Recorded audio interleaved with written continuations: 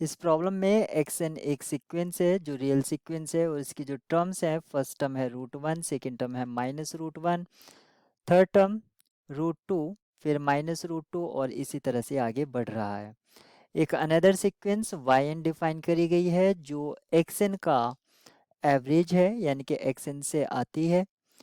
Then the sequence Y N sequence के convergence के बारे में पूछा है, उसकी मोनोटोनिसिटी के बारे में पूछा है, उसके बाउंडेडनेस के बारे में पूछा है।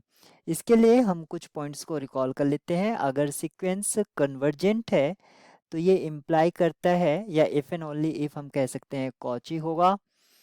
ठीक है, अगर सीक्वेंस कन्वर्जेंट है तो ये इम्प्लाई करता है सीक्वेंस आपकी बाउंडेड होगी, लेकिन बाउंडेड ये इम्प्लाई नहीं करता है कि सीक्वेंस आपकी कन्वर्जेंट होगी। लेकिन आपका बाउंडेड प्लस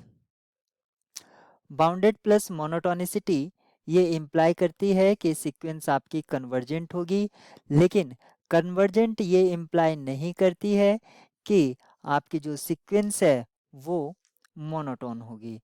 इसके लिए आप वेल नोन एग्जाम्पल इस तरह से कंसिडर कर सकते हैं, 1 plus -1 raised to the power n/n। ये जो सीक्वेंस है ये कन्वर्जेंट होती है और ये कन्वर्ज होती है 1 पर, लेकिन ना तो ये मोनोटोनिकली इंक्रीजिंग है ना ही ये डिक्रीजिंग है, लेकिन कन्वर्जेंट है। यानी कि कन्वर्जेंट इम्प्लाई नहीं करती है मोनोटोनिसिटी को। अब अगर हम इस प्रॉब्लम को देखते हैं तो हम क्या देखते हैं कि अगर मैं फर्स्ट टर्म वाई एन की फर्स्ट टर्म देखता हूँ तो वाई एन क्या होगा, सॉरी वाई वन क्या होगा, x1, और x1 था हमारा √1 का वैल्यू 1। फिर y2 अगर मैं देखता हूँ तो x1 plus x2 divided by 2 यानी कि 0 होगा। ठीक इसी तरह से मैं अगर y3 देखता हूँ तो वो क्या होगा, x1 plus x2 minus x3 upon 3।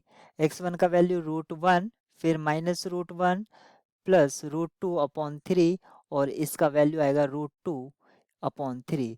√2/3, का जो वैल्यू होता है 1.414 इस तरह होता है, डिवाइडेड बाय 3 तो ये आएगा 0.4 समथिंग, कुछ इस तरह से आएगा। यानी कि आपका समझ सकते हैं 0.5 से भी ये लेस क्वांटिटी है।